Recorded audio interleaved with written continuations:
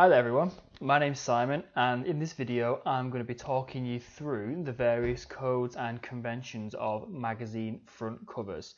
We're going to be looking at what sort of features and objects most magazines share or have commonly recurring through the majority of different styles and genres. Before we do start though, one thing I will say is that these magazine conventions that we're going to look at, they're not rules that are set in stone.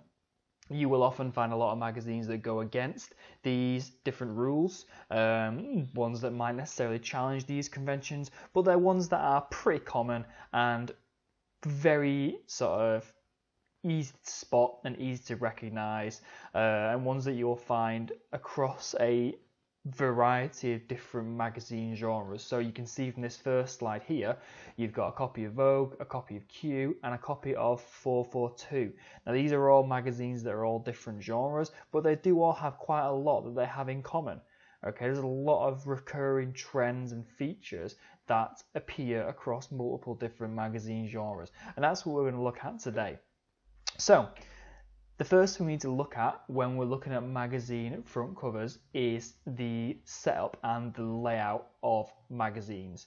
Now, what we use to look at that is we use something called the rule of thirds. Now, if you've done media before, you might have heard about the rule of thirds because it's used a lot for looking at film, TV shows, posters, whatever. And it's the same for magazines. And the rule of thirds is the idea that for a magazine front cover, we divide it into these different areas. So you've got the upper third, the mid third, the lower third, and then you've got the left third, the center third, and the right third.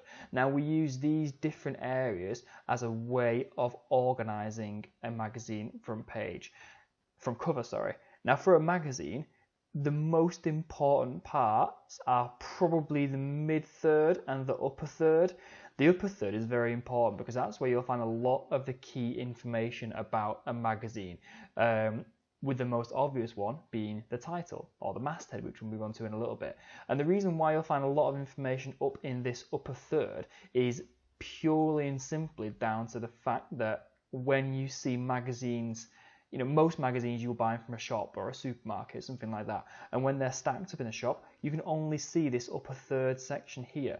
So all the information, a lot of information should be in here because that's what the audience or the readers are going to see if they're browsing through magazines in WH Smith's or something. So the upper third, very, very important. You'll find a title in there. You'll probably also find the month, maybe some of the content, the price as well in there. And the mid third is also quite important because you'll see a lot of the cover stars in that particular mid third, center third area of the page. This one's a little bit different because it sort of goes out to the left and right third a little bit, but the majority of magazines, this area here will be the focus, the center third and mid third area. Okay, mastheads. Mastheads is basically what we call the title of the magazine. Okay, it is pretty much universally found in the upper third of a magazine page. Like I said before, that's down to the fact that that's where you would see, that's the area of the magazine you would see if you were browsing for a magazine in a shop. Most mastheads are designed to be read from a distance because obviously it's meant to be eye-catching and draw you in. So you'll find a lot of magazines will have really big, thick, bold fonts like Empire or Kerrang or NME, or there'll be something that's nice and bright and colourful and stand out. A lot of mastheads as well are interchangeable, so you might find that a lot of magazine mastheads will change, for example the colour, depending on what is on the front cover. So you'll see this edition of Vogue here. The masthead is white, and the reason why that masthead is white is because it contrasts against the black background, the darker background, so you can see it a little bit better.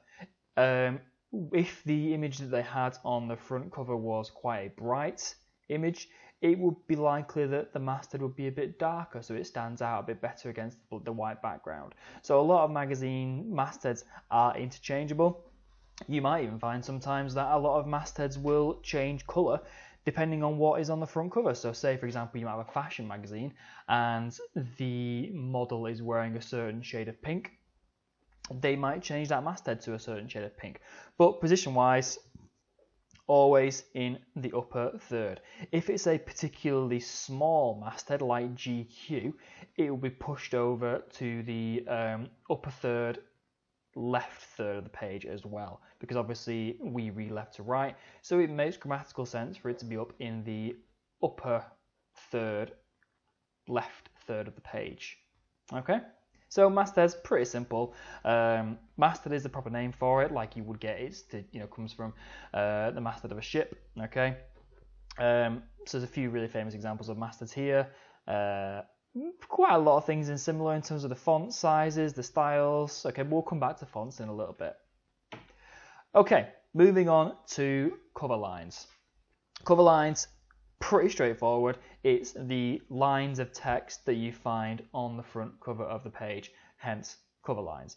These cover lines are basically just there to inform the reader about what is in the magazine. What stories have they got? What articles have they got? What can they expect to find out about if they were to buy a magazine? You will also often find one main cover line or primary cover line to anchor the focal image. Now we'll come back to anchorage and focal images in a little bit. Obviously we know that this cover line here, Chrissy Teigen, is the main cover line. Obviously we know that's her, but we also know that this is about her because it's the biggest one. Okay, it's the biggest piece of text, so you link it together. You will also often find that the cover lines on a magazine will wrap around the focal image. They will work around whatever is on the front cover. They won't be in a fixed position, whereas the masthead, Glamour, will more often than not always be in the same position every issue. Whereas the cover lines are interchangeable. They can move around whatever image is on the front cover. So this one here, for example, you've got Chrissy Teigen. Her face is around about the center third. Okay, a little bit out to the left a little bit, but mainly the center third. So they decide to put the cover lines here in the right third. They don't block her face. They don't block anything important. Okay, just a little bit of the hair, which isn't really that important. Okay. The cover lines are often there to draw the audience in. So a lot of the time you'll find that cover lines can be in the form of questions or enigmas or problems. And the idea is that all these issues can only be resolved by the reader buying the magazine. So for example, it says here, social media, is Instagram rewiring our brains? I don't know. Maybe I will know if I buy the magazine and read the article. How to shop right now? Oh, how can I shop right now? I don't know. I'll buy the magazine and find out. You might also find pull quotes at the bottom here. So there's this quote here from Chrissy Teigen, which is presumably from the article itself. It says, everyone filters their expletive. We've forgotten what normal bodies look like. Now, you would imagine that this particular quote would have more bearings in the actual article itself. So again, the idea is it's quite a shocking quote. It's got a swear word in there. It's designed to draw people in. But again, we'll come back to pull quotes a little bit later on. You might often find, especially if the cover line is of a particular celebrity, like someone like Chrissy Teigen, that the cover line or the primary cover line will just be their name, and it's relying on the star power of the cover star alone. So the idea behind that is someone who might be a fan of Chrissy Teigen will see that cover line and go, oh, I like her, I'll buy it. And they're just relying on her name alone to sell the magazine. Okay, a splash story. A splash story is just another word for the main story that appears in the magazine. It's the combination of the image and the main cover line that you find on the front cover. It's usually the main biggest thing that sells the magazine. Okay, like the image of Chrissy Teigen we saw on the last one. You will often find a large focal image that promotes that particular story. So you've got Joaquin Phoenix slap bang in the middle of this issue of GQ. Okay, yes, the image takes up quite a lot of the magazine, but you'd probably argue that his face is the most important part. So his facial features, his eyes, his nose, his mouth, they're all working around that center third area. Often the cover star is someone who's established, someone who's a celebrity, someone who's famous, or certainly someone who's famous in that particular world of the magazine. So say, for example, you had a fashion magazine and you had a model on there, they would be someone who is quite famous in the world of fashion. Okay. Splash story images are usually shot in medium shots, medium close-up shots, or close-up shots. And that's in order for the image to emphasize on the face, especially the face and the costume as well, on the person who's on your front cover. Okay, to some extent the makeup and the body language as well, but the face and the costume are probably the main things that they will focus on, and that would only be in focus in a medium shot, a medium close-up shot, or a close-up shot. If it was a long shot, you wouldn't get as much emphasis on that. You do sometimes get some magazines that will have long shots, but it's not quite as common. It's usually medium shots, medium close-ups, or close-up shots. You will more often than not as well find that the image for a splash story on a front cover has what we call a direct gaze.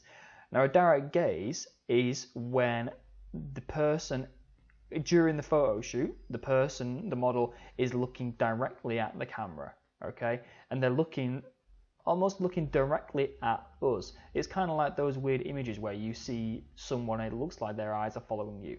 And that's called a direct gaze. And the reason why that's done is it creates a connection with the reader. It's almost like they're looking at you, okay? They're talking to you. Okay, and that's very, very deliberately done. Okay, you will find I say 99% of magazine front covers, the splash story will have a direct gaze on there to draw the reader in, to draw the audience in. Okay, anchorage. Again, this basically is the idea that more than one element of a magazine cover can come together to create meaning. Anchorage is a theory created by this guy here, Roland Barthes, in 1979, and it's the idea that images can have multiple meanings, and we need help to find out what that meaning is. So if you look at it in the context of magazine front covers, you've got this picture of Liam Gallagher here, and you've got the cover line at the bottom here.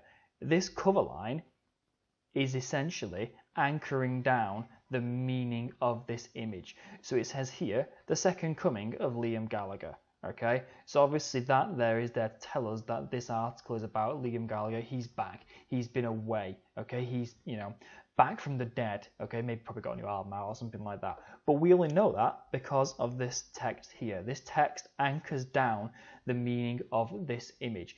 If this text here was to say something different, like, I don't know, something to do with, I don't know, Glastonbury or something like that, it would change the meaning of this image. Or if it said something along the lines of, I don't know, jail or something like that, maybe, for example, it's the first thing I could think of, it would change the meaning of this image. Okay, so those two different elements come together to create that meaning. So yeah, anchorage, quite simple. Another example of anchorage, you don't find it so much on magazine front covers, but you do see it inside in the content of magazines, where you might see a picture, and in the bottom left or right corner of that picture, you'll have a little white box that gives you a little bit of context and background about that image. Again, that's simply anchorage. It's explaining the image. It's allowing you to understand the meaning. Okay. All right, bleed, nice and simple. The bleed simply means the edge of a cover, okay, or not necessarily a cover. Bleeds can be used for inside of magazines as well, but for this video, the bleed is this area here between the edge of the page and the different elements that appear on the magazine. Now, the bleeds are really, really good if you're a bit like me and you've got a massive OCD when it comes to layouts of magazines. So you'll see here that bleeds are often very, very consistent and very, very accurate.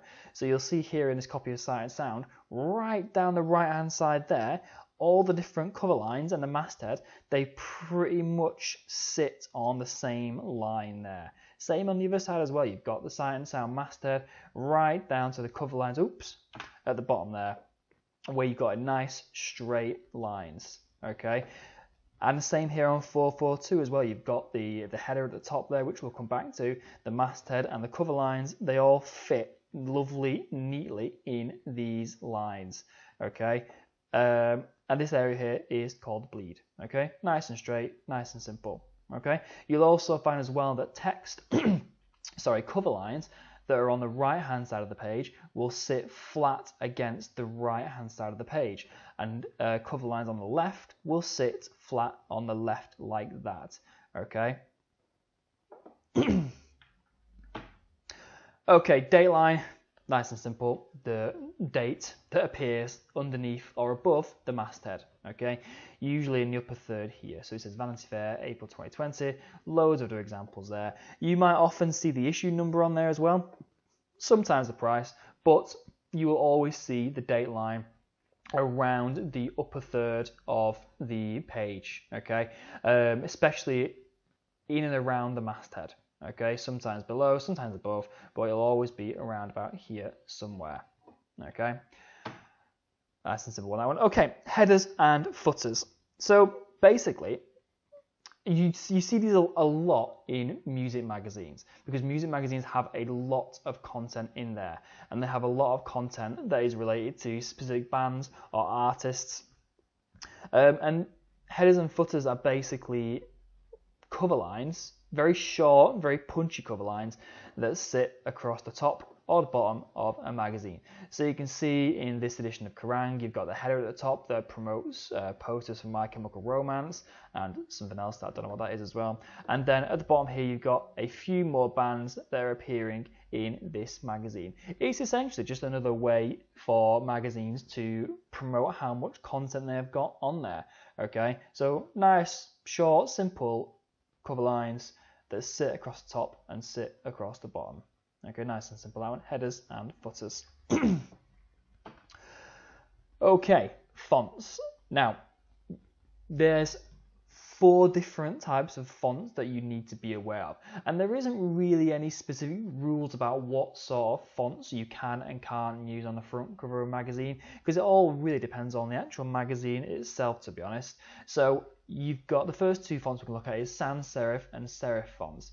Now a serif is basically these little flicks here that you will see on the right hand side. So you can see here in the masthead of Porter, the letters have got these little lines at the end of it. These are called serifs. So a serif font is any font that has these little flicks or lines at the edge of every character.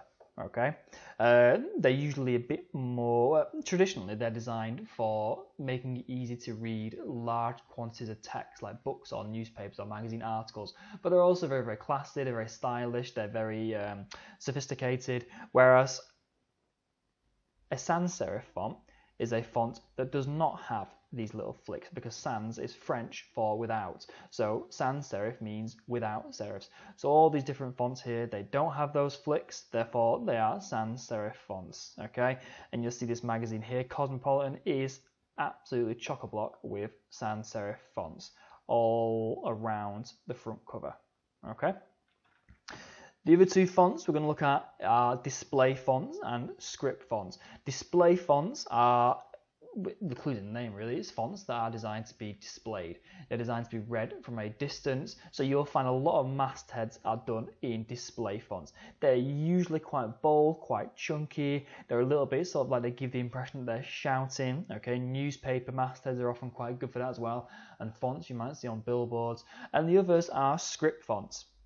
Script fonts are fonts that are meant to give the impression that they've been handwritten. It's meant to be suggested that it's personalised, or it's a signature, or it's been handwritten by the person who's involved in it. So you might see a lot of script fonts on things like greetings cards, because it gives the impression that it's been handmade by someone. Okay, there's a few examples on there for you to look at. Okay, not long to go now, but the one thing you need to look at is a pug. And we're not talking about the dogs with the squash noses. A pug is basically a small, short and punchy piece of information, extra information that you might be of interest in the particular magazine. So a piece of information that you might want to know. They can often seem like they're a little bit completely off kilter and out of place from the rest of the magazine, and sometimes they can be meant to look like they're stickers that have been stuck on there. So you'll often see pugs be used to promote things like competitions or free stuff or other features that you might find in their magazine. You will often as well find them around about the upper third of the magazine page. And again, that's very similar to why this part of the magazine is the most important part, because it's more, information for the audience to see when the magazines are stacked up in shops. So you'll see here you've got a free Funko Bruce banner pug there, you've got a 2 magazine bumper edition, you've got 84-page issues, and these ones here are quite good because they're meant to look like stickers. You can see this one here, Win Night Trainers, has got a little shadow around the outside of it there to make it look like it's been stuck on, almost like it's something extra, something like a free thing that you don't normally get. They're often in really bright colours to stand out as well, so you've got that bright yellow there that completely contrasts against the red and the black and the grey.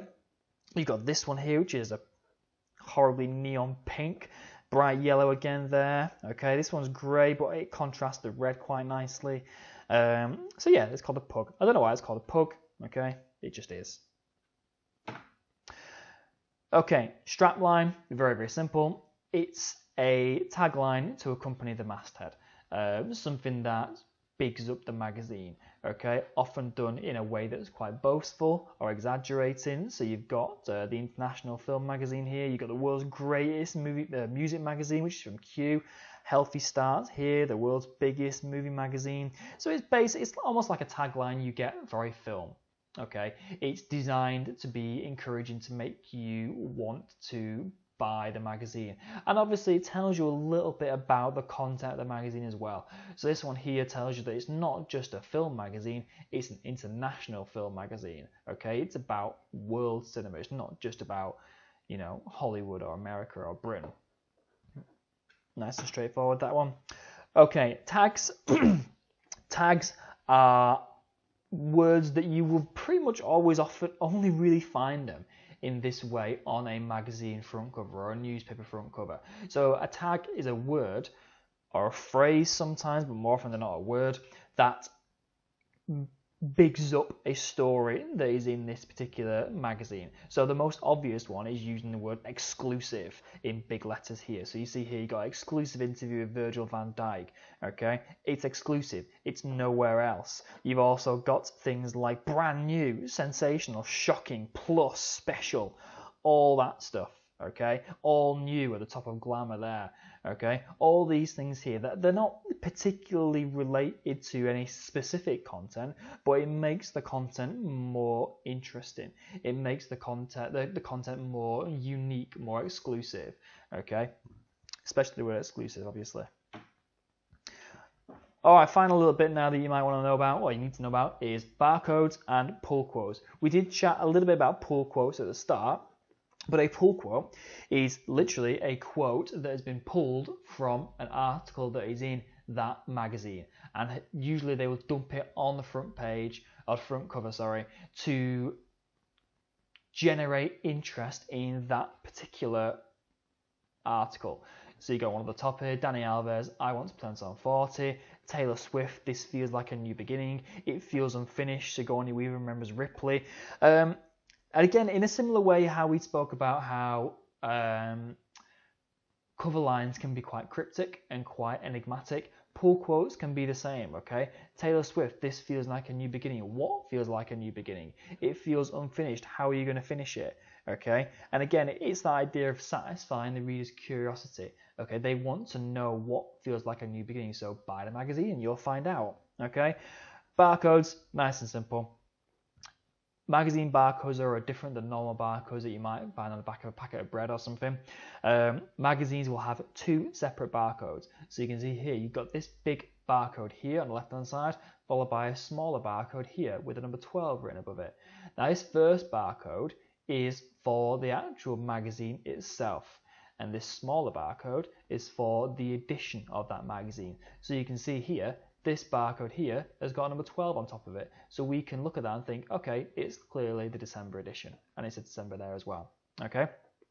Fun fact as well that you might not know. When a barcode is scanned, it scans the white bit, not the black bit. Anyway. You might also find, or you'll definitely also find the price around the barcode as well, but you might sometimes find other information, the date and the website, things like that, okay? But that's pretty much it, okay? There are a lot of other conventions that we could look at, but in terms of very, very basic conventions that cover a wide range of different magazine genres, that is pretty much all you need to know, okay? When it comes to making your magazine for your Unit 14 work, these are the things that you will need to think about, okay? You will need to think about, how can I make my magazine conventional, okay? Now, we've only really scratched the surface of conventions here, because we could look in massive amounts of details about the certain conventions that different genres of magazines have. So for example, what do fashion magazines have in them? What do film magazines, music magazines, football magazines? They all have their own conventions as well. So these ones we've looked at today are very, very general, very broad, but we will at some point need to look at ones that are a bit more specific. Okay?